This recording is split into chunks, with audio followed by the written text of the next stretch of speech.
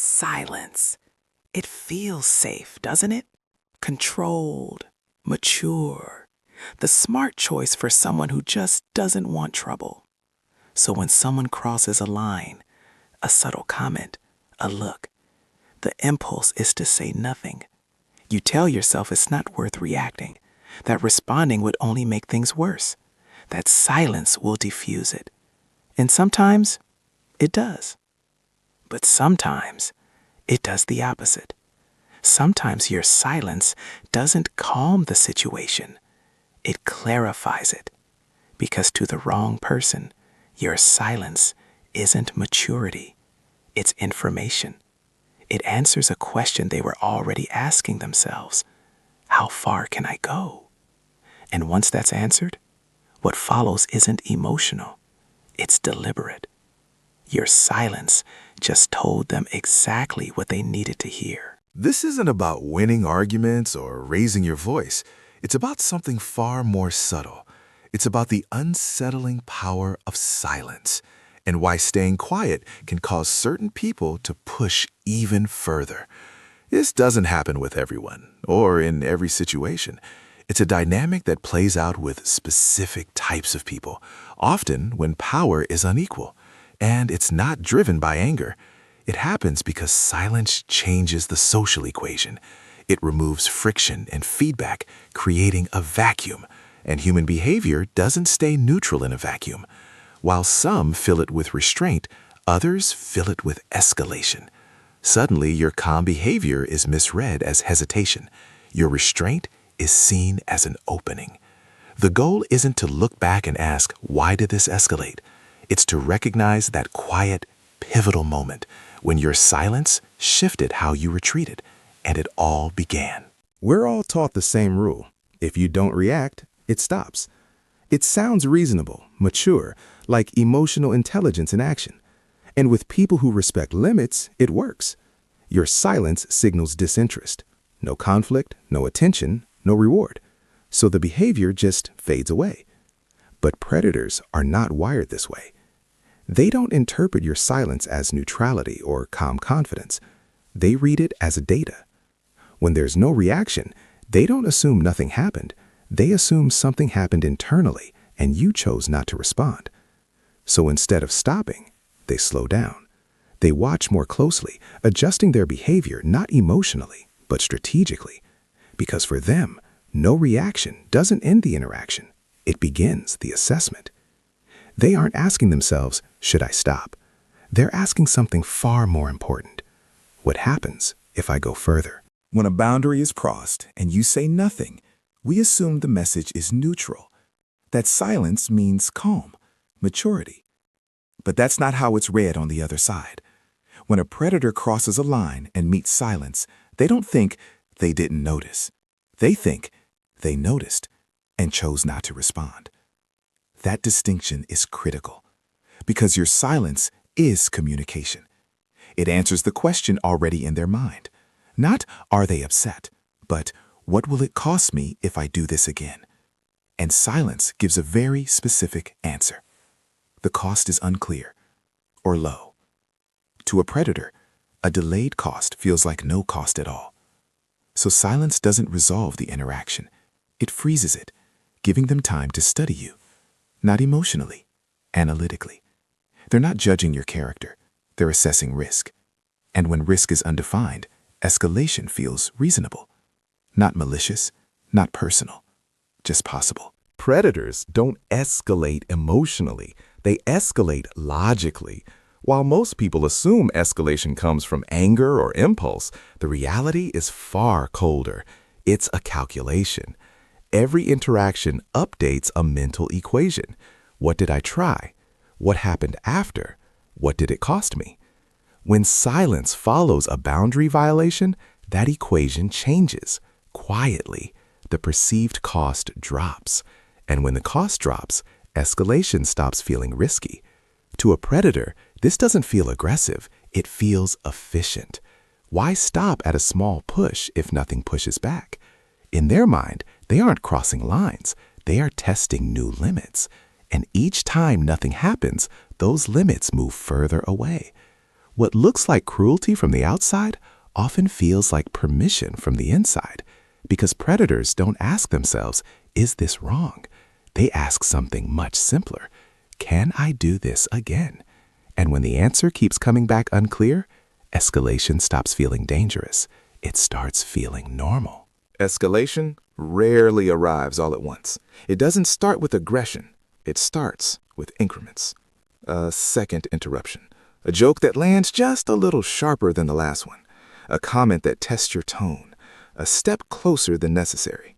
Each action is small enough to dismiss on its own. Individually, they feel petty, accidental, ambiguous. And that ambiguity is intentional. Because escalation works best when every single step can be denied. If it bothered you, you're overreacting. It was just a joke. You're reading too much into it. This is how pressure builds without ever becoming obvious. Each small step is a test, gathering information. Did you correct it? Did you hesitate? Did you adjust? And when nothing interrupts the pattern accelerates. What was occasional becomes consistent. What was subtle becomes casual. What was tentative becomes expected. Not because the person suddenly changed, but because nothing told them to stop. By the time most of us recognize what's happening, the behavior already feels established. And established behavior is harder to challenge than a single moment ever was. This is how escalation succeeds, not through force, but through patience. There is a moment most people never notice, not because it's hidden, but because it's quiet. It's the moment a predator stops testing you and starts deciding. Up until then, everything was flexible, exploratory. They were asking a question, can I push? But after enough silence from you, something shifts. The question disappears. It's replaced by a conclusion. I can. This conclusion doesn't arrive with anger or excitement, just a cold certainty. From that point on, your behavior isn't being evaluated anymore. It's been categorized. You've been placed in a mental slot. Predictable, low resistance, safe. And once that happens, everything you do is seen through that filter. Staying quiet confirms their decision. Resisting later feels inconsistent, unexpected.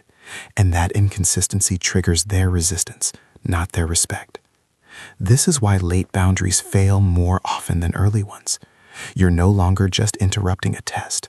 You're challenging a belief. And beliefs, once formed, are defended far more aggressively than curiosity ever was. Escalation stops being optional, not because you allowed it, but because in their mind, the decision has already been made. There's a dangerous misunderstanding calm people have about why they're targeted. They assume it's weakness, insecurity, a lack of confidence, but that's not what draws a predator in. It's their quiet ambiguity. They don't react impulsively. They don't leak emotion or signal where their limits are. And while most of us see that as composure, a predator reads it as unresolved. This calm creates a question mark, not fear, not submission, but uncertainty. And uncertainty always invites testing. Predators probe them not because they seem fragile, but because they seem unclaimed. Their boundaries aren't obvious. Their reactions aren't predictable. So they test, once, then again, trying to find the edge. The danger is that calm people often wait too long to respond, believing restraint will be respected. But predators don't reward restraint. They exploit delayed signals. When calm isn't paired with clarity, it becomes permission disguised as self-control. That's why they are often targeted first, not because they are weak, but because their strength is invisible until it is too late to be cheap. When faced with aggression, our first instinct is often to match it, to get louder, to show anger. But escalation doesn't stop with volume or emotional reactions. In fact, that's often the fuel it needs. What actually kills escalation is uncertainty. An aggressor, a predator, moves forward when the path feels clear, when your reaction is predictable, when pushing you feels safe. The entire dynamic changes the moment that safety disappears. This isn't done with a threat, but with disruption. A calm response that shows you see exactly what's happening. A boundary that appears naturally enforced without a single raised voice.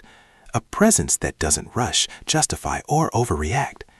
This introduces a new kind of cost, an unpredictable one. They can't calculate it, they can't plan against it, and that forces a hesitation. And hesitation is where escalation dies, because predators are not brave, they are efficient.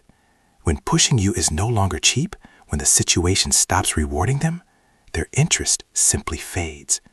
It's not about dominance, it's about creating a quiet clarity that makes their next move feel unsafe.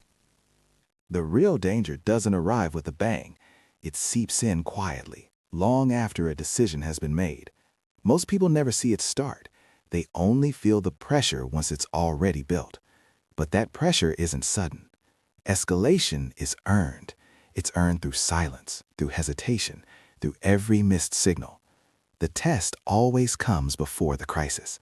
Once you understand this, you stop asking why situations spiral out of control. You start recognizing the exact moment where restraint must be paired with absolute clarity. Because silence is not a shield, only a clear, firm presence protects you. And the sooner that presence is felt, the fewer threats ever need to fully form.